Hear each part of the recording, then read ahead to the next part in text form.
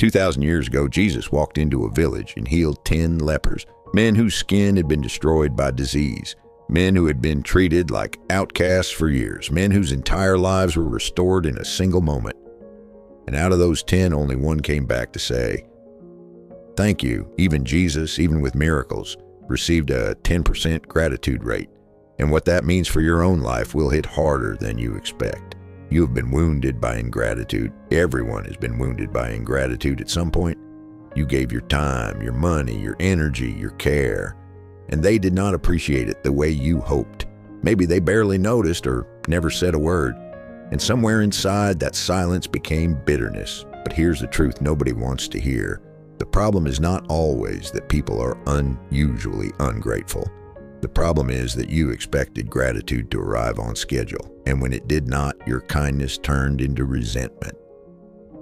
Here's the brutal calibration nobody teaches you. Ingratitude is not rare, it is ordinary human behavior. Most people, most of the time, do not fully thank the people who help them. This is not personal or proof that your kindness was wasted. It is just the average behavior of the species. If Jesus healed 10 people and only one returned, what makes you think every person you help will respond perfectly? They will not, and as long as you expect them to, ordinary behavior will keep feeling like betrayal. Every time you do something kind while secretly expecting praise, you turn kindness into a transaction. You give the favor, but an invisible receipt is attached. I will help you, but you must make me feel appreciated afterward. You may never say that out loud, and you may not even notice it. But your nervous system notices, and when the thanks does not come, you feel robbed.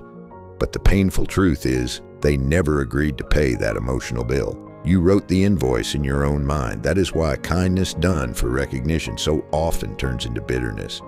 The cure is not to give less. The cure is to give differently. Give for the joy of giving, and let the act itself be the reward. Help because helping reflects who you want to be.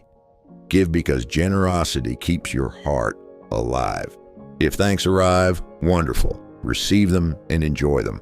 But if they never come, you have not lost anything because you were not given for applause.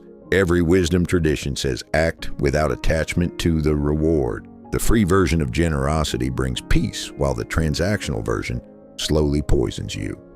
Gratitude is not automatic, it is cultivated. People learn gratitude by seeing it modeled again and again. Children become thankful by watching adults thank waiters and appreciate small gifts. If you criticize every gift in front of a child, you teach them to measure instead of appreciate. If you honor kindness in front of them, you train their eyes to see it. We become what we repeatedly witness. So the answer is not to expect nothing, feel nothing, and become cold. That is not freedom. It is emotional shutdown. The real answer is to relocate the feeling, move the joy from "I hope they appreciate me" to "I'm grateful I get to do this." The first depends on them, the second depends on you. The first makes your peace fragile, and the second makes your generosity sustainable. Anyone who has served others for years knows this. Those who needed constant thanks burned out. Those who loved the act itself kept going. Stop expecting people to be perfectly grateful. They usually will not be. Even Jesus did not receive the thanks he deserved. So stop building your peace around a response you cannot control. Give because the act has meaning and because kindness is who you want to become. Give because the alternative is slowly turning bitter while waiting for people to thank you correctly. A library does not need every reader to applaud because its value is proven by the lives it quietly serves. Your kindness is the same, whether anyone notices or not. The act still stands. Most people think appreciation is the reward for generosity, but the deepest reward is becoming the kind of person who can give without needing the world to clap afterward. That is when giving becomes power instead of pain, and kindness stops begging to be seen by people who may never truly understand.